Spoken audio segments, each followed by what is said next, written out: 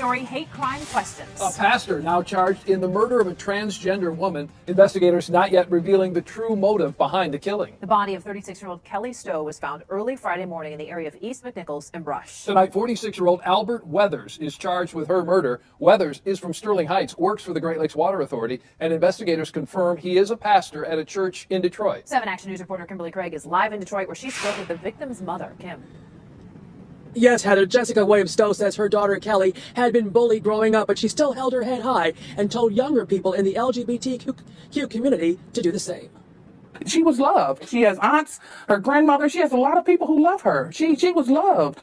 And you know, people cared. So, you know, she just wasn't nobody. The mother of Kelly Stough was devastated, trying to come to grips with her murder. Kelly was shot to death just before 6 o'clock Friday morning. And investigators say the person who killed the transgender woman is 46-year-old Albert Weathers, a local pastor. You don't hear me preaching no more.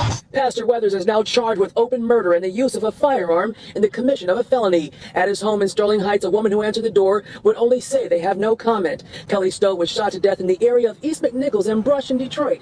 And a source close to the investigation says there was a witness and that Albert Weathers only called police an hour after the shooting and after he clocked into work at the Great Lakes Water Authority. Questions that are expected to be answered at the preliminary examination include the motive for allegedly murdering Kelly, who aspired to be a fashion designer and buyer. I raised her to respect people, to love people, just as she was brought up in the church. Everybody don't judge. Everybody's different, and it's okay. Paid it all and all.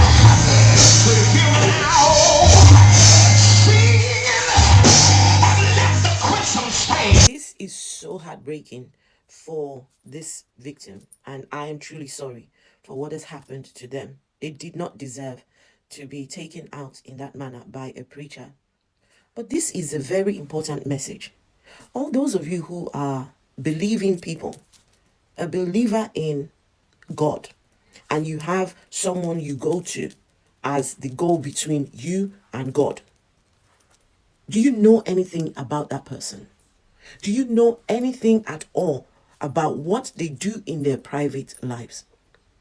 When was the last time your preacher showed you his psych evaluation? When was the last time?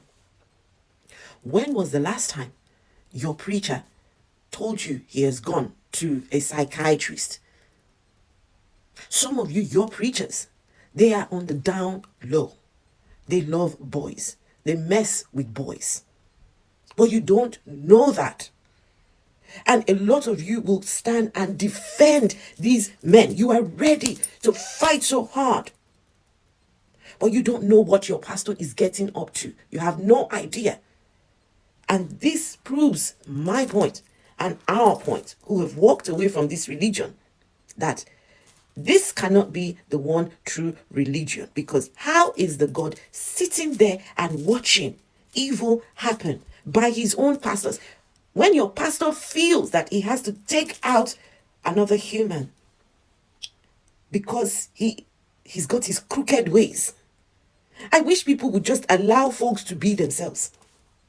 Instead of telling people, my book says you can't be LGBTQ. Why not let people be their true selves? Let them identify as the person on the inside. But because of beliefs and because of books, we stop people from being their true selves. And this is what happens. This is what happens as a result. Now preachers who are on the down low cannot control their desires. Now it is that innocent person that has to suffer as a result. Religion is a scam. Religion is a problem. And the sooner we start having this conversation, the better for us. Has pleaded guilty to killing 36-year-old Kelly Stough, a transgender woman leaving her body in the street near McNichols and Brush in Detroit, an area known for prostitution. Did you say a prayer with her before you left her out on the street like trash? You know, did you just at least hold her hand and tell her you're sorry? Kelly's family wants the world to know she wasn't some castaway. She was very much loved. It has been heart-wrenching. Yeah, Kelly was my first grandchild, and we had a bond, a serious, tight bond. I don't want her to be what society may have a picture of trans women of color. You know, they're not throwaways. They're not people who people have forgotten. You know, they all have a backstory, and I think that's something that needs to be realized. She was cared for. She was loved. Born Tristan Stough, he was raised in the church, grew to be 6'4", got a scholarship and played college football, but left after a couple of years instead, wanting a career in fashion. I personally told her to be the best version of herself that she could be, own it, just live your life and be happy. In school in Chicago, Tristan studied fashion and found a community of authenticity and eventually told her family she was transgender. People called her Kelly. I was glad for her. I was proud of her to own who she was and to be her true self. Why the pastor shot Kelly Stough in the early morning hours of December 7th, 2018, we may never know. But Kelly's family hopes Pastor Albert Weathers tries to make things right. He's facing 8 years in prison for second-degree murder and 2 years for felony firearm. How tortured are you to lead such a duplicitous life, and to the point that you were willing to cover up what you did while taking this life? How dare you? Clearly he's attracted to that population. So own it.